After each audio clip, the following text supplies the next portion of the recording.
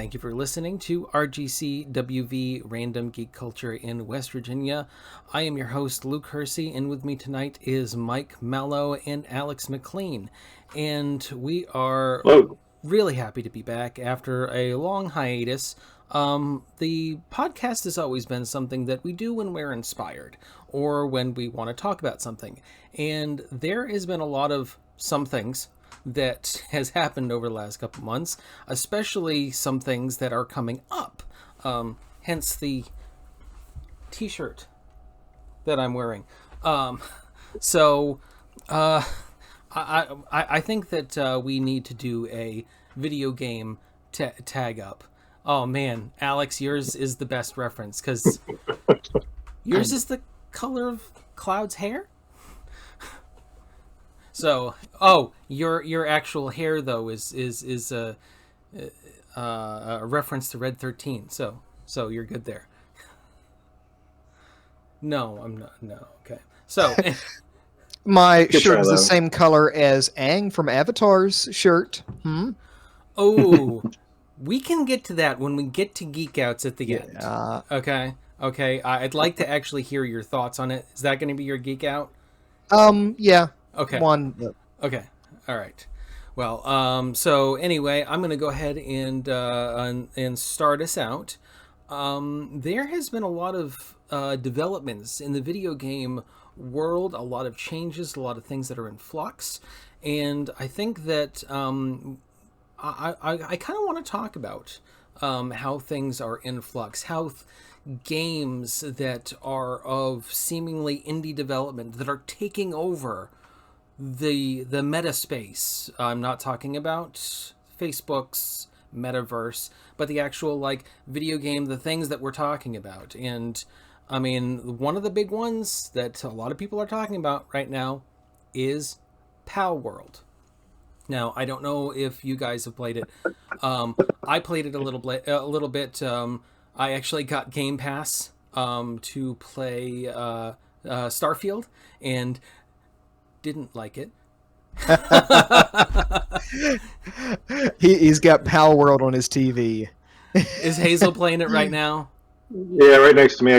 I tried to kick her out of the room earlier and she wouldn't go. No, it's fine. It's fine. Yeah. I just let her stay there. It's on brand.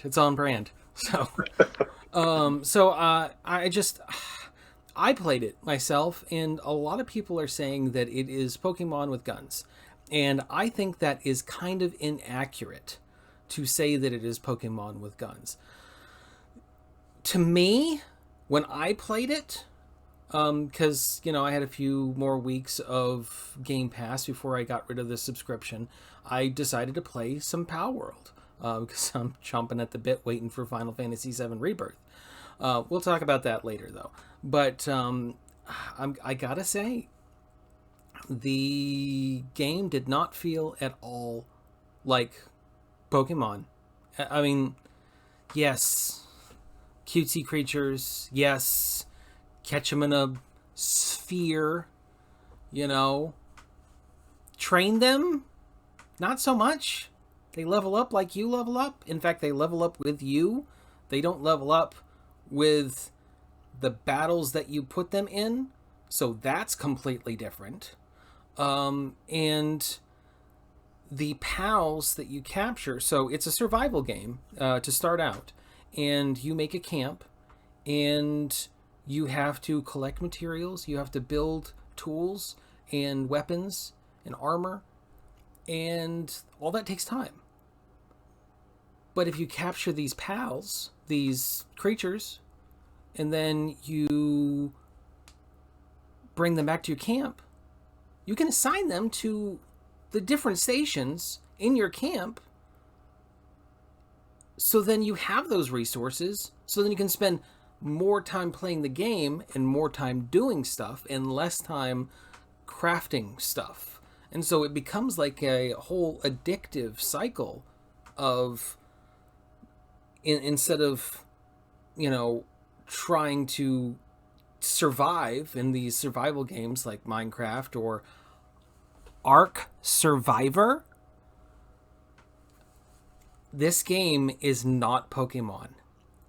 It's not ripping off Pokemon. Not so much. I mean, yes, It obviously. is a little. It is a little, okay. It is a little. But it's not ripping off Pokemon as much as a lot of people think. It's ripping off Ark Survivor.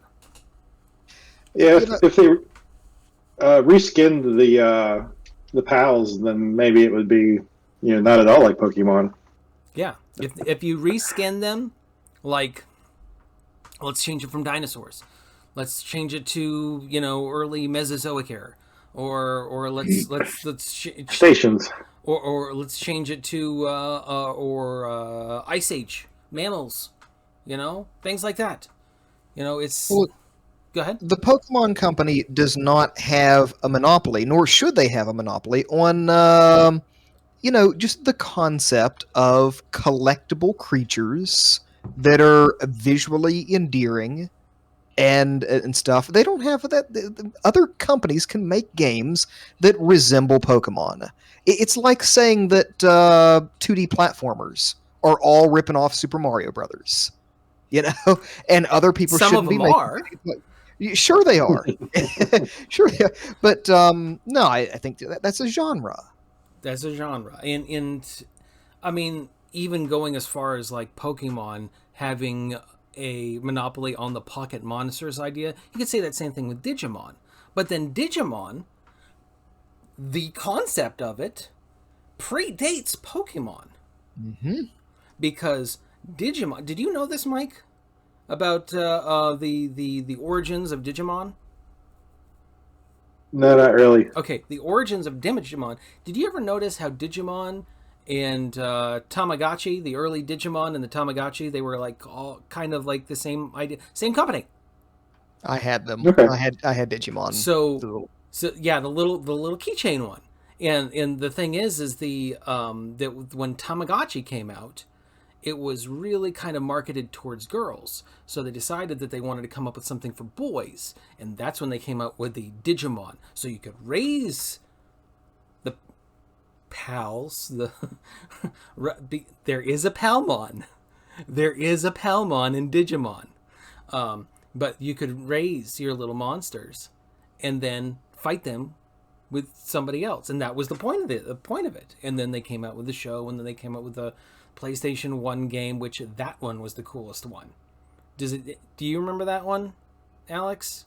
I remember No. Me and Mike talked about it back in the day. No, so the Digimon, what it was it was a PlayStation game, and you could put it in you play the game in your PlayStation, and then if you wanted to get more monsters, you could take a random music CD. It would read the track on it and then give you a monster based on that track, and it would always be the same monster from that specific CD. And so there was actually some rare CDs that were rare Digimon. It was the coolest thing. It was the coolest thing. Anyway, yeah. So Physical media. Yeah, physical media. So going back to Palworld, I think that I stopped playing. I play probably 30 hours, maybe. Yeah, probably 30 hours. And I was like, okay, this is definitely, a lot of fun, but there's a lot of like pre-alpha jank. I mean, truthfully, it's an alpha. It's not even a beta game. And there's a lot of bones there, a lot of good bones, but it's got a lot of work. So when it comes to like PlayStation, or it gets bigger on PC, when it's actually further along in development, then, remember when Fallout 76 first came out? It was really janky, and then we went back to it 6 months later and we're like, oh my god, this is a great game. The whole premise of the show's based around that. And then Cyberpunk. Cyberpunk's another one. And it was cool to, even though it was a very hard situation to get past, when Cyberpunk first came out, it was kind of cool to see how it was mid-development. They never should have released it when they did. But this one's actually in alpha development. It's actually in in pre-beta. So, and it's not pulling any punches. This is the thing. It's pre-alpha, and this is where we are, and it's really good. There's a lot of work to be done, but there's a lot that's good about it. So, guys, have any thoughts? I haven't played it, and I don't know if I'm going to get around to it. Like, I got a lot of other stuff to play ahead of me with, well, we'll be talking about it soon, but yeah, some of the games that we're going to be talking about on the podcast are taking priority for me. Right. Yeah, I just asked Hazel, and she says she's got 48 hours in the game. And that's, I'll live vicariously through her on that. As far as I'm concerned, that's her generation's game. I'm going to clear my mind and body for what's coming this week. Right. And I just finished Control. That was like my game for this month. Nice. Yeah, me and Alex did that years ago when it was on when it was on PlayStation 4, and man, that was a game that really needed a lot better hardware, but I just haven't gone back to it. I have it in my library. I just haven't gone back to it. Yeah, I played it on PC, and it was pretty impressive. It was $10 on the PlayStation Store last month, so I was like, yeah, sure, I'll try it. Well, it gave me an excuse to not buy Alan Wake 2. Do you know those two games are linked? Yeah, that's why I was like, I'll just do that first, and if I like it enough, then I'll get Alan Wake 2. And I'm still on the fence about that, actually. Did you play Alan Wake 1? No. Yeah, I didn't either. And truthfully, I've seen the premise of it, and I'm like, that's cool. That's cool, but I mean, it's like Silent Hill. It's just not for me. I know that's got, especially Silent Hill 2 is got Kojima, all over it, and Kojima is like one of my favorite game directors. In fact, I'm really excited for Death Stranding 2 on the beach, but yeah. This is your kind of year. Well, actually, I don't think that Death Stranding's going to come out until next year. Okay. But either way. I was going to say, last year was your year, too, so you couldn't have 2 good straight years. Right. Though you might. Right. Right. Well, no, I mean, I've got, the thing that we're going to talk about, and then Elden Ring, the expansion's coming out, and then the Rise of the Ronin, that I'm excited about. That's... It's kind of. It looks like it's kind of halfway between Souls like Shikiro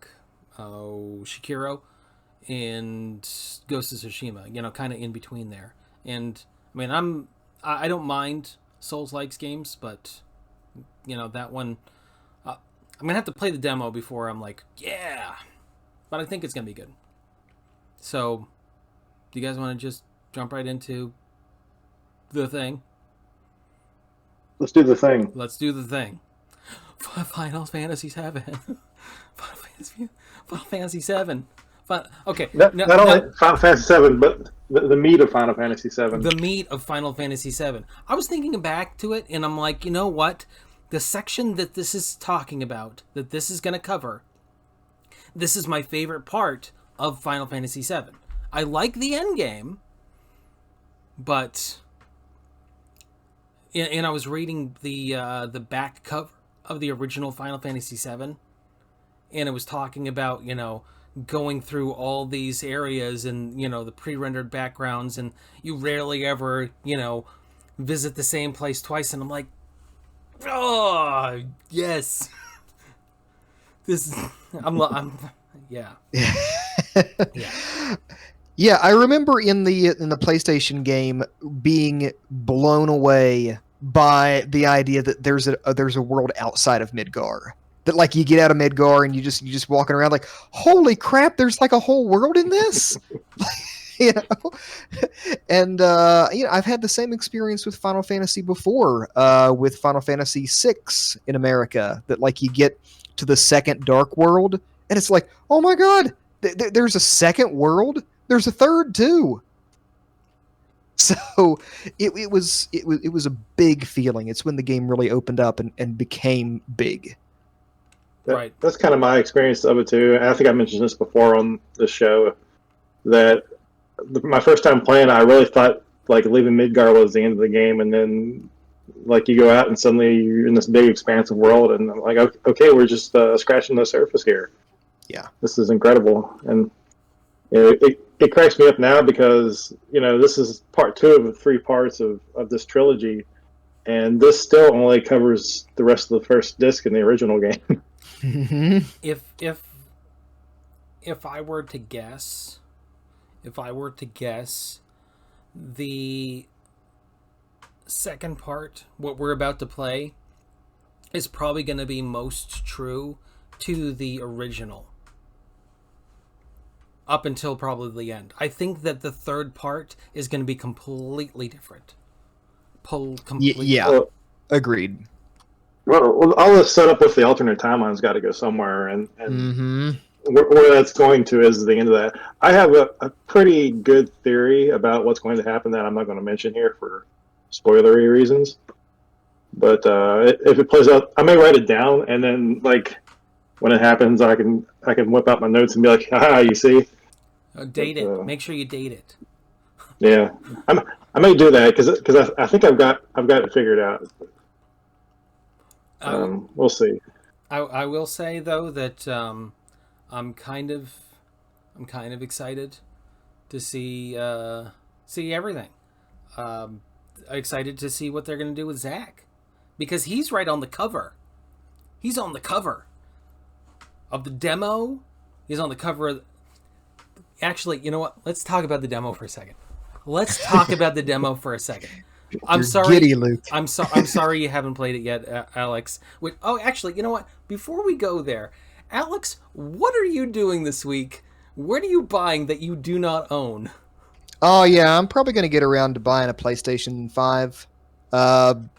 I have never saw a need to get one before, and I talked to Luke earlier in the week, and yeah, he gave me a list of games that I've been missing out on for a while, and yeah, I'm excited for all of that. So Final Fantasy, but then also Final Fantasy 16. I want to play that, and the Spider-Man. Yeah. So I've got a list. I'm looking forward to it. The last time that you picked up the PlayStation 4, it was the end of the generation. It was Final Fantasy, and then it was Ghost of Tsushima. What a fantastic year that was. So you've never played Intergrade. What was going on that year? I remember a lot of video game stuff. Well, I know. But yeah, no, I recently just played through all of Final Fantasy VII Remake and Intergrade, just to kind of get used to it again and everything. And then the demo came out, and I'm just like so incredibly over the top psyched. Okay, so one of the things I wanted to talk about with the demo is knowing the story. And you know what? I almost don't want to do spoilers for the people that haven't played the original, but for those people, I don't think they're listening to this podcast.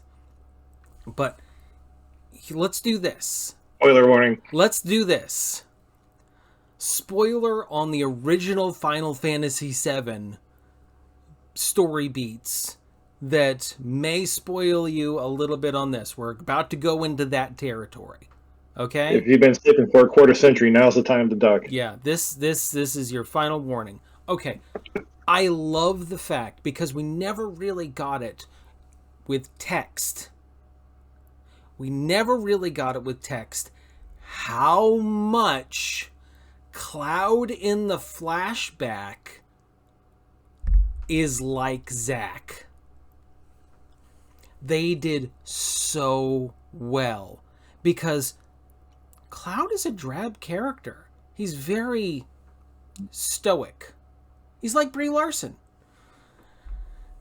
And to see that before that tragedy, you think when you're first playing it, you're like, oh, this tragedy really changed him as a person. No, he's remembering things wrong. And I think that they did so fantastic with it, people were complaining. Go ahead. I think part of that is that, in the original game, you don't really ever get Zack's actual personality until Crisis Core. Right. And so it was still another decade on before you really knew who Zack was. Right. Man. And I think they've since looped it back around folded it back into the original story, which was a smart thing to do. Yeah, I really liked the re-release of Crisis Core. I'm glad that they did that. So then we could get a lot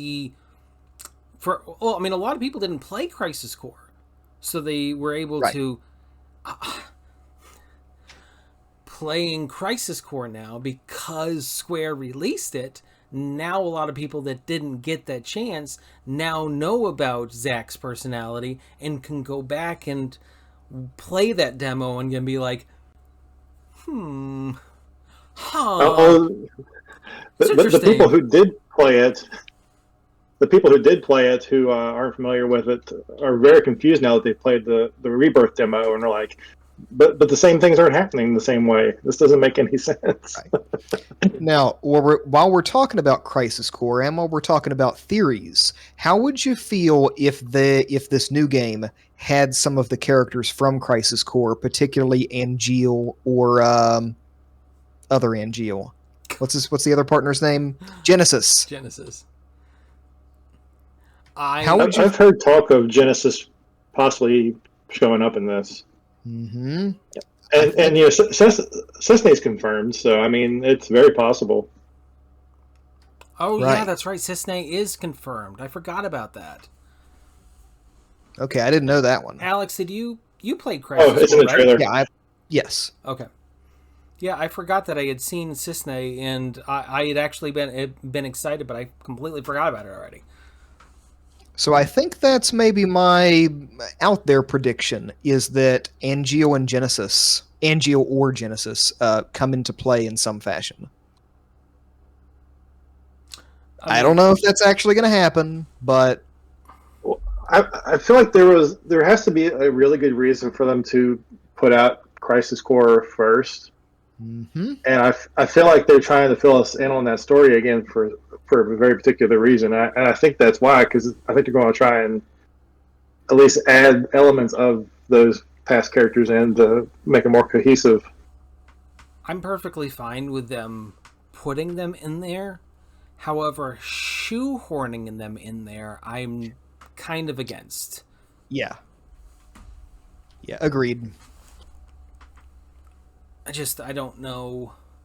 I don't know what they're going to do.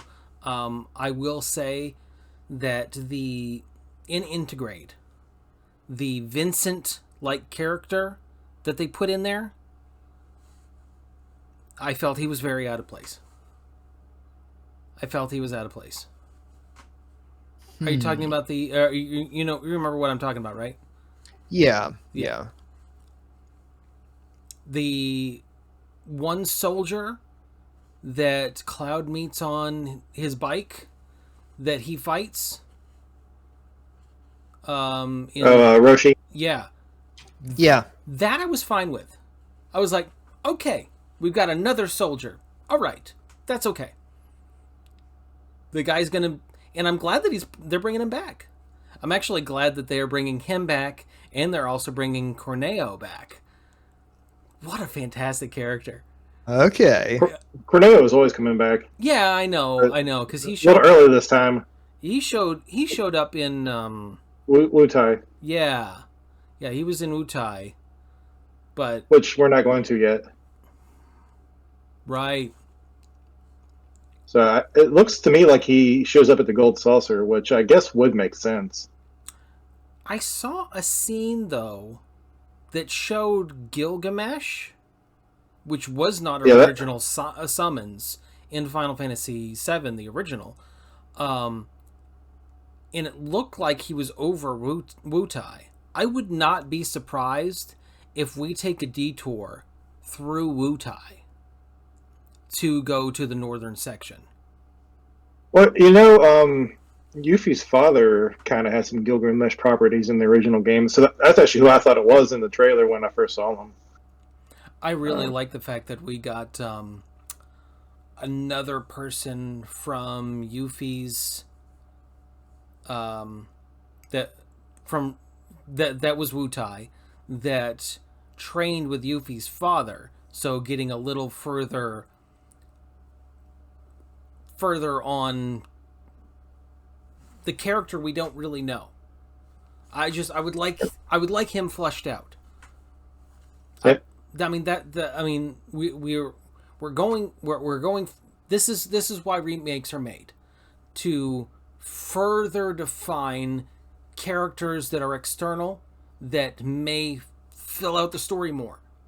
And I feel like there's just so much there. Don't add story in. Give us more of the story that you already gave us. And I'm confident in their ability to do what you're saying because they already did it in remake. Mm-hmm. It really, I didn't think it had that many missteps. There was a few, but there wasn't many. There wasn't many. Yeah. I will say there was a few parts that felt dragged on. Yeah. And even in the demo, the part where I had to vacuum the Mako, like, come on, guys. Like, seriously. You're just padding your time. Now they don't have to pad the loading screens. Now they're padding it with, like, extra homework. Chores. Yeah, chores. But that's neither here nor there. Mike, did you play the other part of the demo? Yeah, because I devoured the first part. I one-shotted that, and the second part I did a little bit, and then you can go straight to June, under Junon and finish that in like 20 minutes. Like, it's nothing. They want you to wander around. So, did you notice that with bigger battles, that all 5 of them are there? Yeah, I did notice that. I was a little disappointed that you couldn't switch between them. Right. Like, I really wanted Barrett for that fight. Yeah. It would be nice if I could change into a different character. I don't know if you figured it out through the menu system. You can rearrange the quick change parties. Okay. Yeah. I didn't pay close attention to that. So that's good to know. Yeah, because I wanted Barrett and Tifa in one party, and then Aerith and Red 13 in another party, and then Barrett and Red 13 in the third party, and it wasn't an automatic loadout. So when you go change, you can go change that in the menu system. It's not where you'd think it would be. It's in not in party, but in battle setup. It's dumb. I love that. Like, after a remake came out, people were making fun of. I bet this is how the dolphin's going to be, and then they photoshopped this cloud on a dolphin with like a rainbow in the background, and that was like a meme for a while. And they literally did that with the rainbow and everything. You're right. I will say that I was already excited about the game when I played the first part of the demo. With the Nibelheim crisis. Yeah. I was already excited. I cannot gauge my excitement. I'm over the top. I know that I say that all the time. But there has to be a Final Fantasy VII level, and this one's it. I was laughing because I remember I told you I had one complaint from the first demo. Yeah. And that was at the very end when you're crawling and you got to push L and R to crawl. And as you're doing this, Sephiroth is killing people, but very, very slowly. There's like 5 people standing around with guns and nobody's firing. They're just kind of bobbing around waiting to do something. And then he one by one kills them. And it's like, guys, you can go ahead and shoot. You don't have to wait on me. It just felt silly, but that's my only complaint. I mean, like the Washington Post this week said this has been the best Final Fantasy. Best Final Fantasy. Actually, I think it said best Square game since this century. Which, if you take that back, that goes back to Final Fantasy VIII. Well, as far as Metacritic is concerned, it is the highest rated Final Fantasy game. No, highest rated Square game since 9.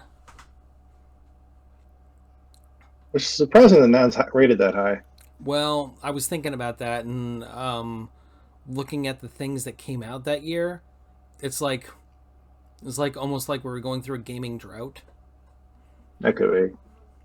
I mean, it's a good game, but it doesn't stick the landing, in my opinion. We've talked about how games end of generation can be really great. Yeah. I talk about it all the time, Ghost of Tsushima. But I think at the end of the PlayStation generation, it was such a... Everybody was chomping at the bit for the PlayStation 2 that development companies were already jumping to PlayStation 2 and nobody was developing for PlayStation 1 anymore. Now, Go ahead.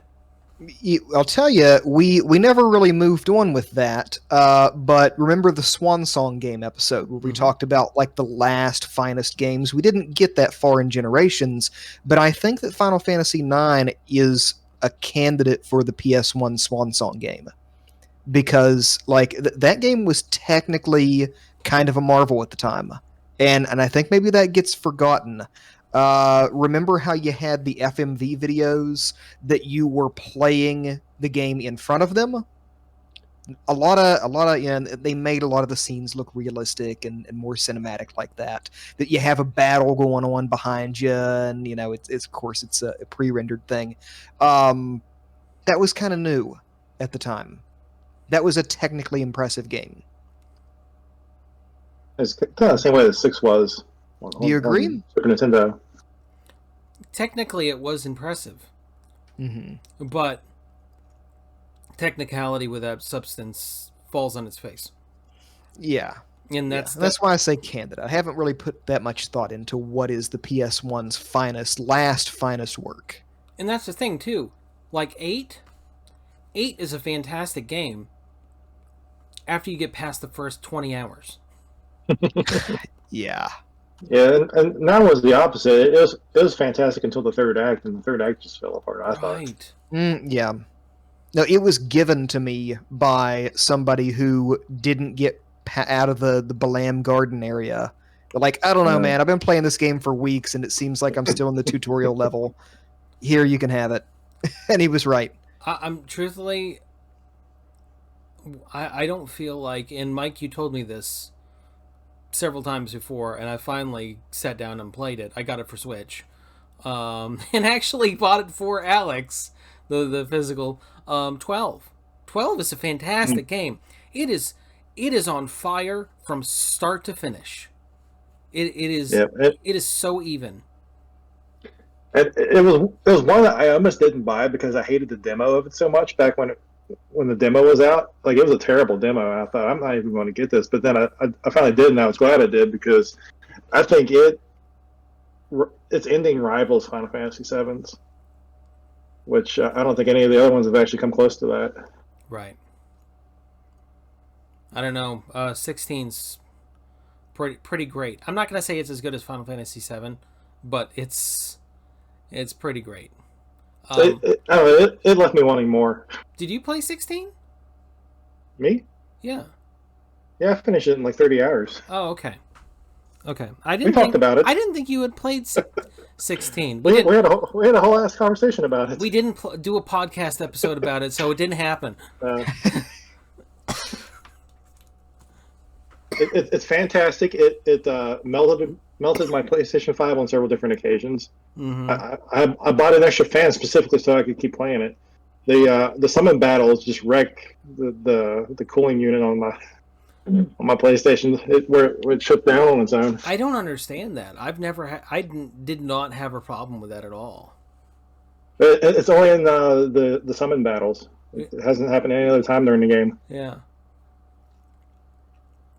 Yeah, but yeah, I don't know what else to say about our excitement for Final Fantasy VII. I don't know what else we can talk about other than the fact that everybody should go play it. Everybody should go pick it up. Well, what is the part of the game that you're most excited to see this time?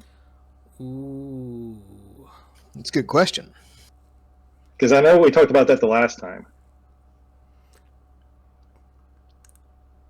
I can tell you my favorite, the part that I'm the most excited about. Okay. The leaving of Casa del Sol and the leaving of Gold Saucer. That section, that whole section between Barrett's old town to Gold Saucer, to the prison, to the Chocobo race, to the ATV. I mean, I'm excited about the whole game, but that's the section that I'm the most excited about. Well, my answer was Barrett's backstory, which is basically your answer as well. In the trailer, Barrett's old companion, Dio? Dine. Dinah, yeah. Dine. Dine's whole... See, the thing is, I was about to have a cough drop, and I put it down because I'm getting serious. The thing is like, when we're reading this on text, Mind's Theater is going crazy, you know? And so many times in Remake, they did not let me down.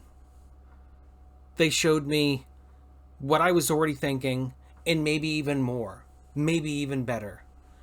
And that just little tidbit of him rubbing his hands, you know, my hands are too stained with blood to hold Marlene. Like, we're getting acting. We're getting acting. Exactly. Yeah. So my whole thing is Barrett. In my opinion, Barrett had the best glow up of anybody from the original. Agreed. Like you can see the raw emotion on his face at all times, and so because of that, I was looking forward to when the plate collapsed in the remake, because that was an emotional scene for him in the original game, and I thought this is going to be turned up to 11, and it was. I almost cried. Yeah, and so this is like his big, like, emotional, like, full circle moment, and so to get to that, that's why I'm most excited for it. I agree. I would say keep in mind, just because it happened in the original does not mean it's going to happen in this game. Like, you know, some things may be put off for part 3 or omitted entirely. I don't think Barrett's backstory would be omitted, but just because it happened in the original doesn't mean it's happening here. I'm pretty confident that it is going to be in there because they wouldn't show it in the trailer without having some backstory explanation. Right. And I think that, so the thing that I'm most looking forward to is that which I don't know. Like, they added things, they added new features, new story beats, new sections to the first one. I'm confident that they will in this one too, and I'm excited for that. I'm excited for that, which I don't know to expect. You're most excited about Zach's story. Probably, yes. I think I will tell you one thing. When I watched the trailer and Cloud said that Genova will take many forms and was about to kill Tifa,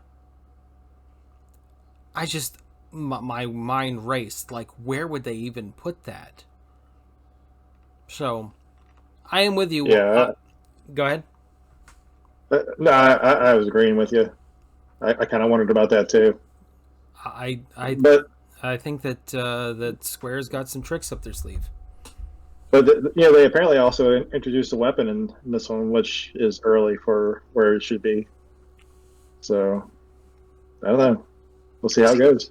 I haven't watched any trailer. I haven't played any demo. I haven't read anything about any of this stuff. So like, going in cold is sometimes great. Yeah, that's kind of what I want. You picked the wrong place to be today. I know. All right. Any final thoughts before we move on to our last topic? I'm excited. Okay. All right. So we already touched on this a little bit, and I want to touch on it again. So we talked about Palworld and how we've got a seemingly indie development, low budget studio game coming up. And there's another one. There's another occurrence that is taking the gaming space by storm. And I don't know if either one of you guys have played it, heard it, whatever. Helldivers 2. Helldivers 2 is everybody's talking about it. I've started playing it, and I love it. It is so fantastic. And the thing that's really strange about it, is it's from an indie studio that was helped along by a bigger developer, that was backed by a bigger developer, but still, it goes to show you that some of these AAA studios no longer know their audience. Look at Ubisoft. Agreed. Look at EA. Look, so many studios with so many big...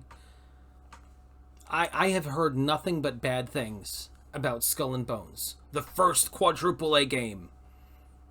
I've watched the trailers and I'm like, I'm not excited about this at all. I do not care about it at all. But... And they're laying everybody off, too. And they're laying everybody off, too, the big studios. Right. Which, there was a question prompt online the other week that said, if you had followed your dream job, where would you be right now? And I answered, recently unemployed by Microsoft. Nice. I will say that some of these bigger studios laying people off is an overreaction. That it is a... But in the same respect, though, you also hear about a lot of these tech companies that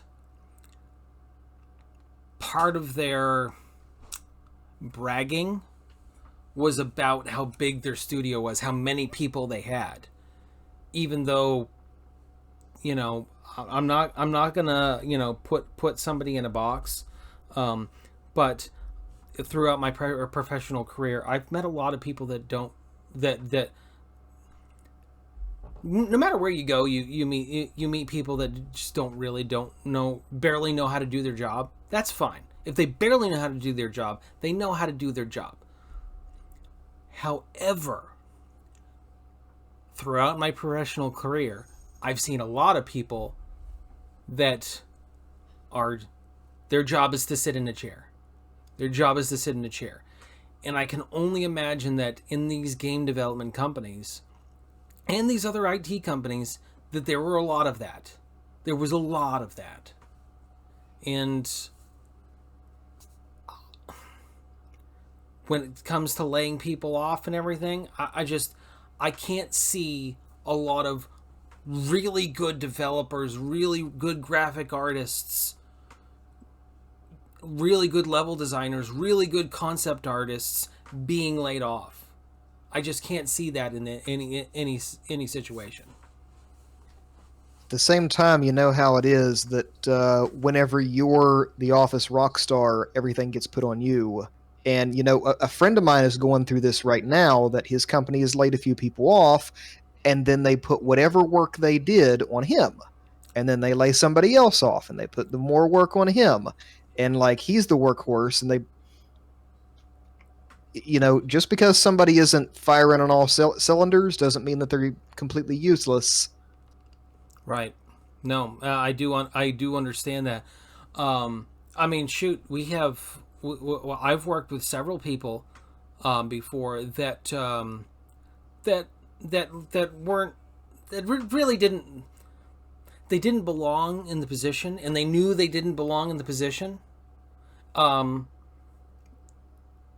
to single out this guy, and if you figure out who I'm talking about, I love you, dude.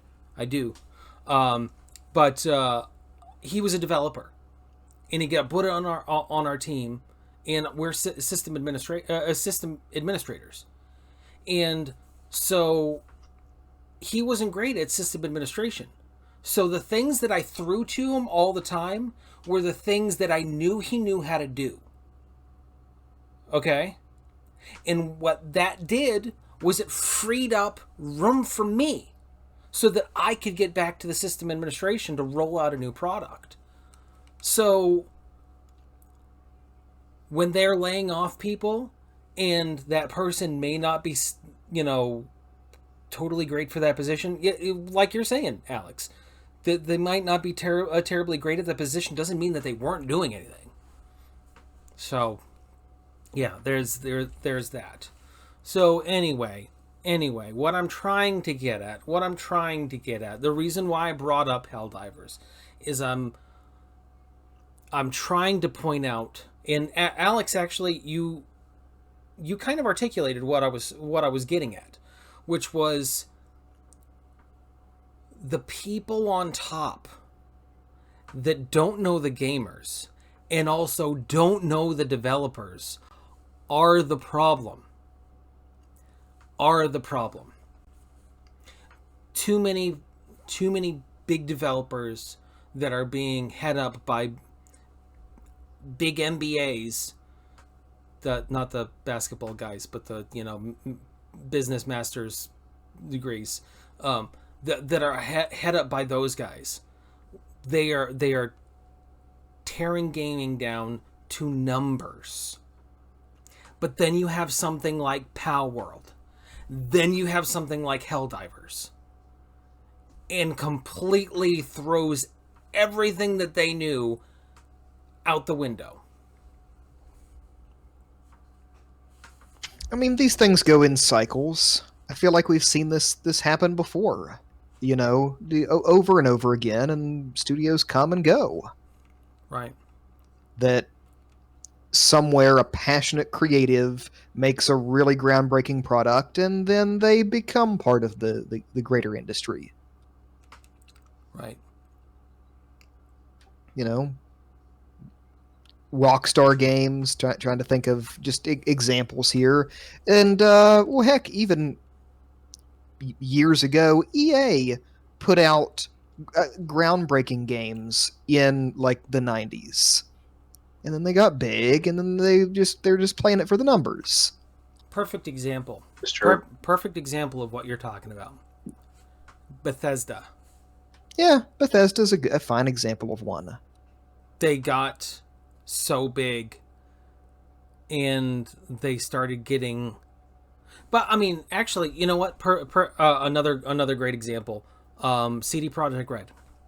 CD Projekt Red actually spoke about this many times.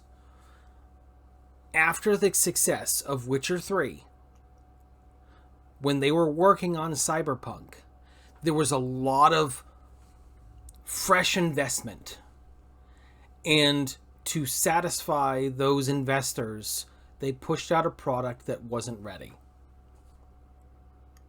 Their first trailer, before they had a lot of those investors, that first trailer that was at E3 said, coming when it's finished. Coming when it's finished. Guess what? We didn't get that. We got it before it was finished. Yeah. So, yeah, these things go in cycles. I don't think it's anything new at all. I mean, you can even come back to like the famous video game crash of 1980 something that early home gaming consoles were like very a novelty at the time, and it was all groundbreaking, and it was made by passionate creatives and technical geniuses, and then they started churning out cash. And so they And got a that lot of investment. They got a lot of investors that didn't understand their investment. Yeah, and precisely, and that's why a bunch of ET cartridges are buried in a landfill in wherever out west it is. Hey, I beat that game. In Mexico. I beat that game. I actually Impossible. liked that game when I was growing up. Okay, I had no I've taste. never played it. I had I've no never- taste. You still don't, but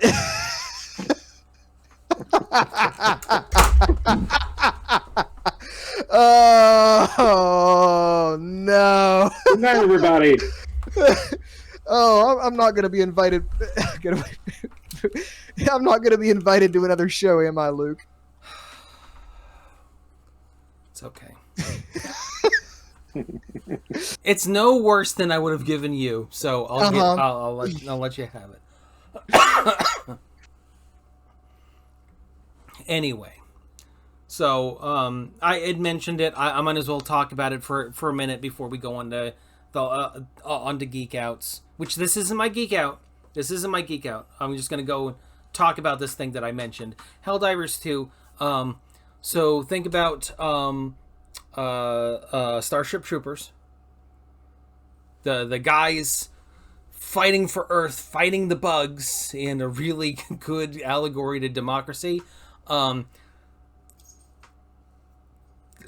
The game is like that too. So that you are 4 commandos running missions in a galactic war on 2 fronts, one against the bugs and one against the automatons.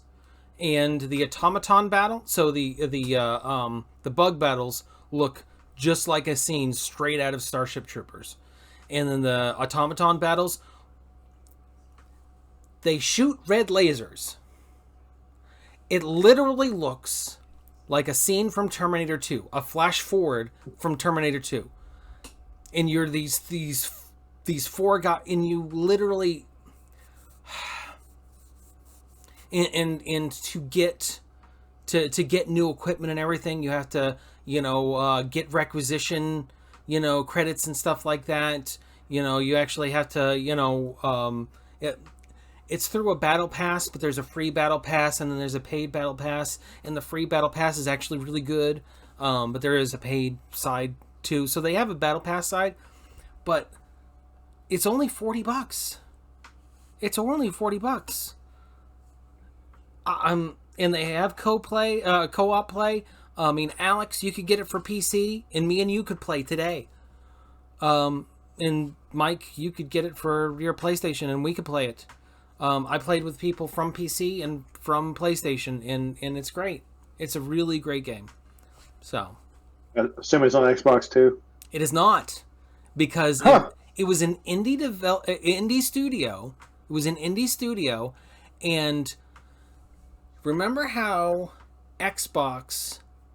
Microsoft was buying Blizzard, and they were freaked out about losing Call of Duty. This was one of their investments in the future. If they lost Call of Duty, where was their competitor? I personally know a lot of friends that have left Call of Duty to play this game. It's funny. So, now when they first launched, there was a problem. Basically, they way oversold what they thought they were ever going to. And their servers were getting so full that they could not support everything. They fixed all that, so I'm able to get into games all the time now, and I can play with people. I can play with randoms, and I can play with friends, and it works great. It works great. I can actually recommend it now. It was hard to recommend when all those problems were happening. So, So yeah, it's a great game, but to go back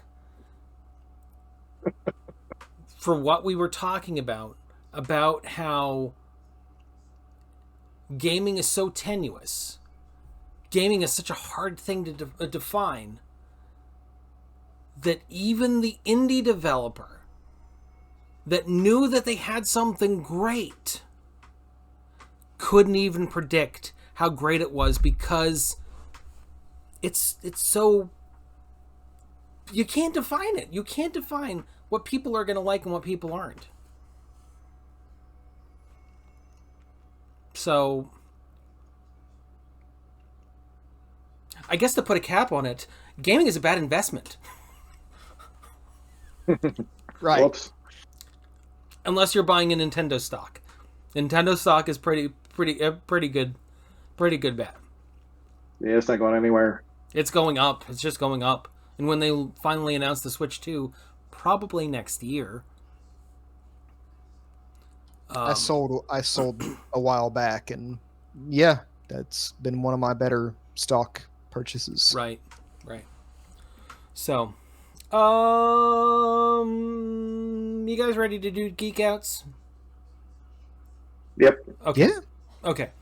I was just talking a lot, so let's get somebody else. Go ahead, Mike. Okay. Go ahead, Mike. So, I've been thinking about it because, like, Rebirth comes out next week. And so I had to have a long thought about what am I excited after that. And for a long time, I keep on empty. I've been thinking about this for months, actually. And like, I'm like, okay, I guess, we'll do that in February, and that's my year. But, a couple weeks ago, a trailer came out for the Indiana Jones video game, and that I'm actually pretty sold on that. So that I think is my geek out for the most part. I actually can't remember the full title of it now. It's something Circle, The Great Circle. That's what it is. So it's a Bethesda game. It's got full motion Indiana Jones. He mostly sounds the part, which is awesome, and I'm looking forward to that. My other half of this is we since it has been so long since we've done an episode, we never got to talk about Final Fantasy 16, as we mentioned. It was excellent. We never got to talk about Starfield, which was excellent for 100 hours, and then it got boring. And then I can't remember if we talked about Zelda or not. We did not. Okay, which was also amazing. And there's ones after that I'm sure you played that you thought were amazing. But those are like my big three of this past year. Maybe what we should do. What we should do is do a gaming recap of 2023. I'd be fine with that. We could even put it on the yeah. You know what? We should do that. We haven't done that. We haven't done one in a while. We haven't done any of these in a while. So. Did we do any last year? Yeah, we did. Me and Alex did one. We did. Okay. We did one. And it was the On Them Country Roads episode. It was the one that we did from DualCon almost a year ago. Actually, no, more than a year ago that he had published. Hey, we do them when we feel like doing them. It's a hobby. That's what exactly. This is a hobby. But I mean, in that same respect too. Brought to you by Yeti microphone. Yeah, sponsored by Yeti. Yeah. In that same respect though, I got some new equipment and everything, so I'm actually able to record live, or not live, but in person podcast episodes. I just did one with Dan Desmond, a local comedian. So I'm working on that, and I'm just about to do a recording with Mike. Are you ready for this? I'm ready. Michael Stewart. Oh. Yeah, I'm gonna do a podcast episode with Michael Stewart and Todd Ryder. and we're going to be doing it's about their new band.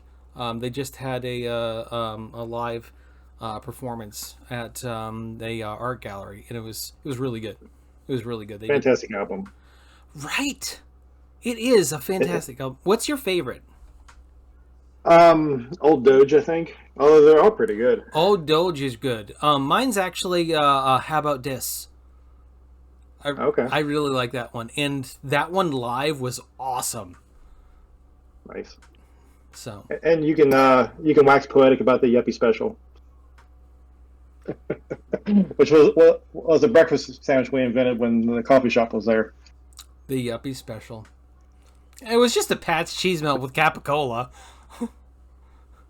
That's what made it special, though, with the Capicola. Yeah, the Capicola.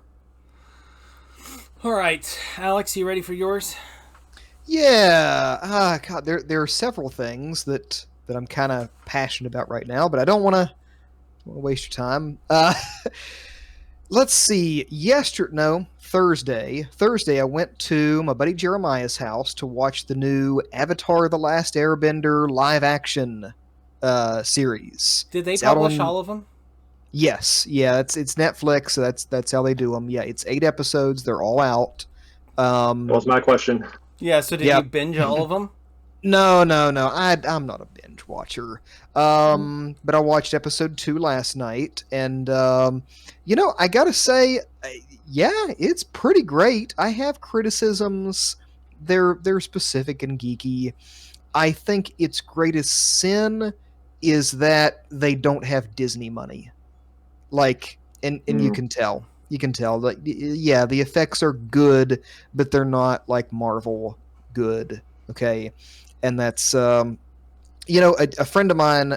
He is a technical writer for like contracts and stuff. He writes contracts for different companies, and he's told me this. There are 2 customers they have where money is no object: the government and Disney.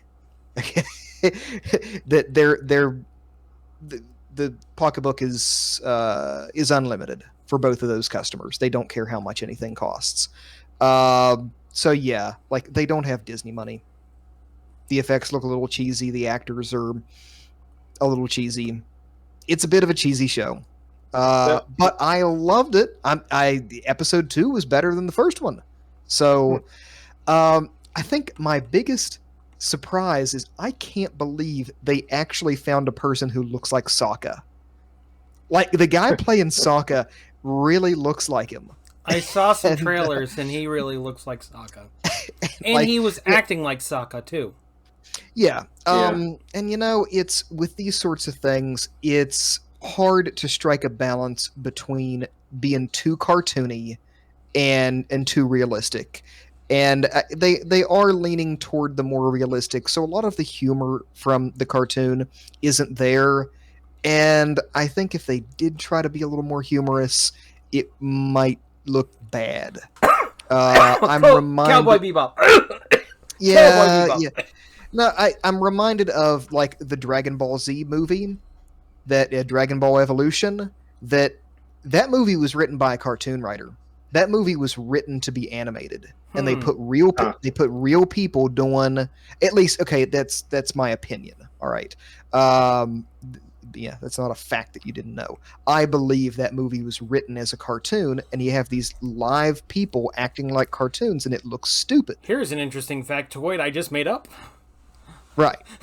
Now, I will say that I think the One Piece show pulled that off, though, because there's not many who can do that. I haven't It's watched hard. it yet. I've never been a fan of that, and I really enjoyed the Netflix take on it. One Piece or... One Piece, yeah. Oh, okay. Yeah. So I think the show, it does a pretty good job at that. We see our cartoon humor, but they don't look stupid doing it. Okay. So yeah, thumbs up. Avatar: Last Airbender.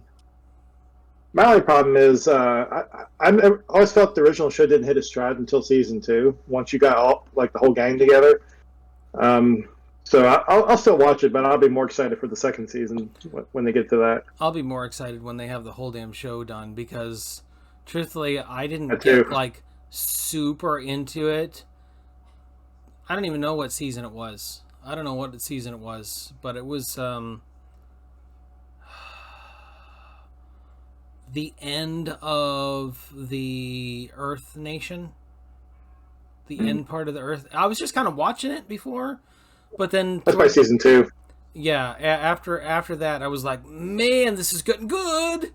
So yeah, Yeah, the stakes just keep getting higher and higher, and it sticks to landing better than any show I think ever has. As it far really as cartoons, does. at least. It really does. Yeah, Ninja Turtles 2020 or 2012. Ninja Turtles 2012 really stuck that landing. And I think that's what Ninja Turtles were always deserved, because the 1980s did not, the 2003 did not, and even the most recent did not. So it was good to see an actual Turtles show get a good ending. You know, I also think some of the things that are maybe not great with the live action Avatar show is like there were some actors, voice actors, who were just irreplaceable. And like, you know, the Fire Lord Ozai, Mark Hamill is Fire Lord Ozai. Yeah.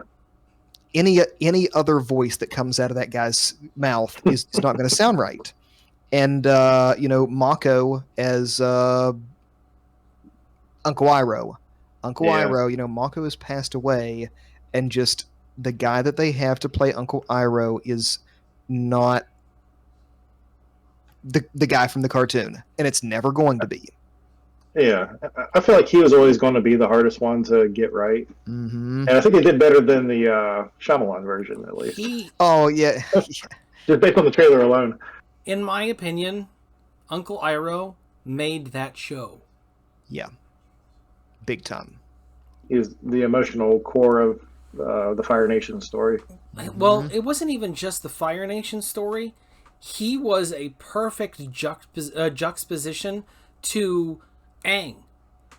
Because Aang was put into this impossible position to bring the three nations together, and Uncle Iroh was... He was that perfect piece, but he didn't have the Avatar's power. So he couldn't do that. But if he had been given that power, it was proven time and time and time again that he would have done the right thing. Yeah. He's the heart. He is the emotional support of the entire show. Right. So, and you know, they have this other guy playing in them, and it's just never ever. They're not going to be able to recapture that. Right. But they're doing a pretty good job, and I'm hyped for it anyway. Good. Good. I'll take it. All right. My geek out. I'm a little angry. And you know why? Because the two things that I've been waiting for a really, really, really, really, really, really long time, is both coming out the same day. Do you know what I'm talking about? Do you guys know what I'm talking about? I do. Dune Part 2 comes out the same day. The same day as Final Fantasy VII Rebirth. On Elite Day, no less. And I'm just... So, I have resolved myself to not see Dune when it comes out. I am going to wait and see it on Sunday with my daughter, probably in Morgantown, because they got the nice reclining leather seats at the mall there. You get those here. Yeah, those are nice. It's nice. Yeah. The first time we went to it, I fell asleep in it because it was so comfortable. I can't do that. I can't fall asleep in anywhere. That's the first time. And that was the Boy and the Heron, too. Oh, that was a good movie. It was pretty good. What I saw of it. Did you see it, Alex? No, I didn't. Oh, that's good. I mean, you're a fan of Studio Ghibli. Mm-hmm. in Miyazaki Kawasaki. Miyazaki. Kawasaki. Hayao Miyazaki. Mitsubishi. I can pronounce Denis Villeneuve, but I can't pronounce Hayao Miyazaki. Hayao Miyazaki. Thank you, go. Alex. Hayao Miyazaki. It's just I forget. That's the problem. I forget his first name sometimes. But yeah, I am so incredibly excited to see an actual good adaptation of Dune. And Denis Villeneuve is already going in the right direction. He's telling the story right. The problem is the 1980s Dune movie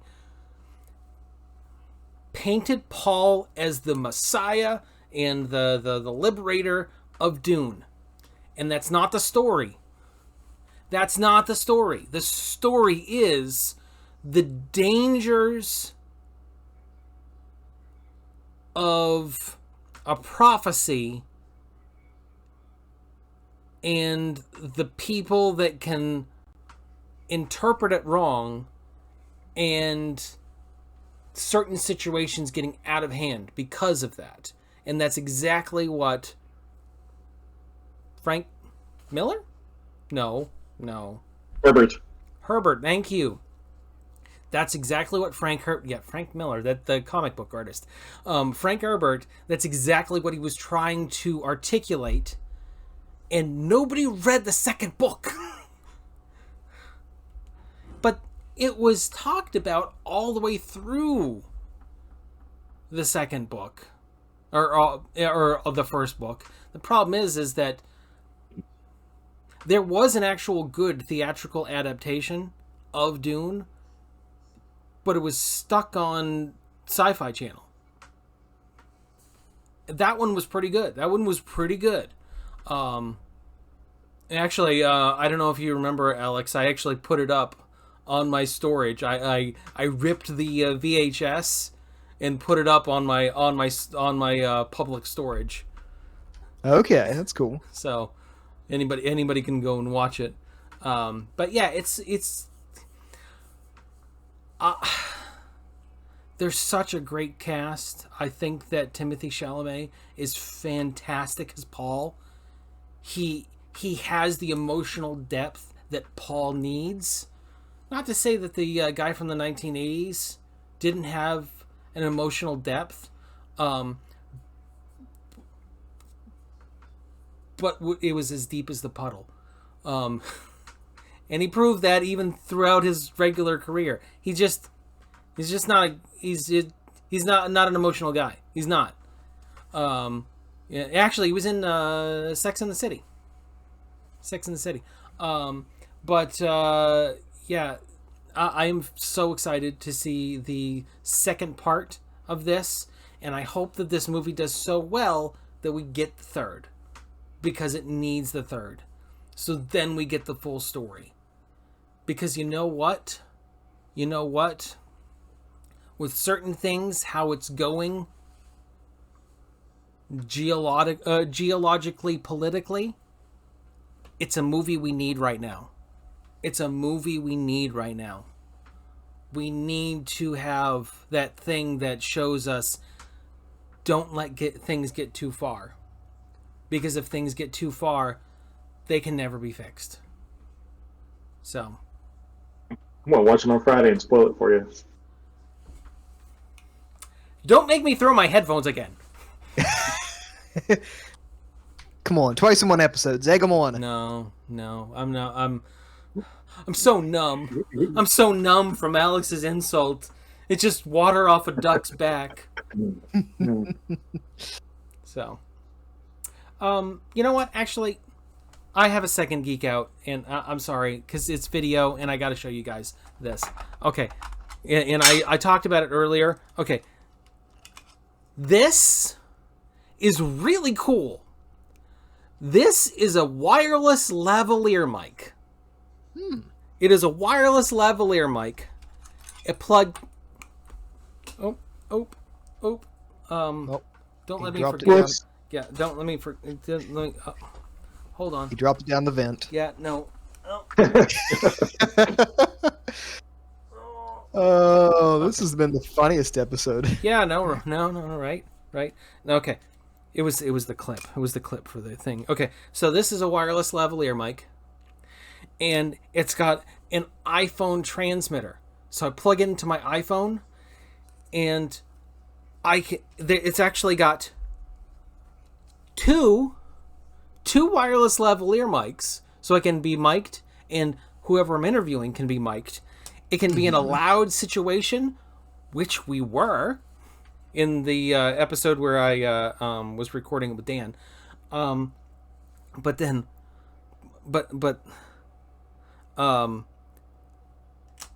Guess how much it was. Guess how much it was on Amazon. $40. 15. Dang. $15. So, it does have some jank sometimes, and proper mic testing is definitely good for it before you have like an actual well-to-do we're gonna do something, record something really long or whatever.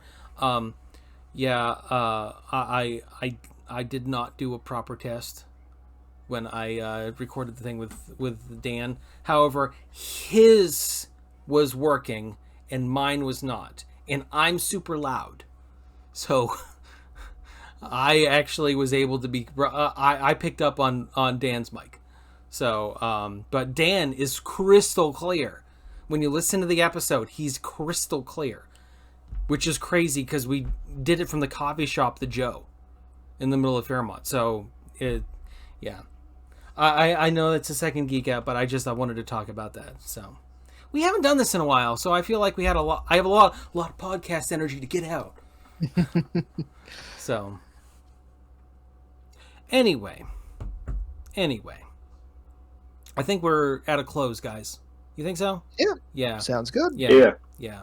So anyway, this has been RGCWV, Random Geek Culture in West Virginia. I was your host, Luke Hersey, and with me tonight was Mike Mallow and Alex McLean. That was Mike Mallow. We like doing these, but we do not do these on a regular basis. We do them when we're inspired.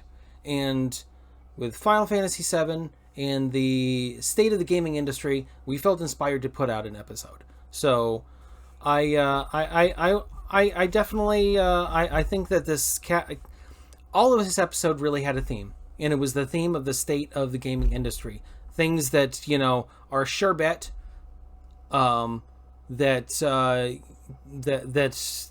comes out really strong, like Final Fantasy, but then the things that are completely unknown that nobody thought was going to get there, and that was Palworld and Helldivers. So yeah, I don't know the right answer for how to fix the gaming industry, but somebody that's smarter than me can figure it out.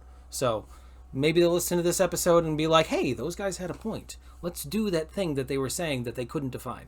So anyway, if you're that person, you can text me to 304-566-9777, and to all you less important people, you can do that too. Also, if you're watching this on YouTube, you can like and subscribe. You can even leave me a comment down below and even dislike this and leave me a comment down telling me how bad this was, because the algorithm likes interaction. So if you tell me how bad it is, somebody else might watch it and tell me how bad it is. So anyway, I hope you guys enjoyed this, and I'm glad that you watched it, and welcome to the end. Welcome to the end. Welcome to the end.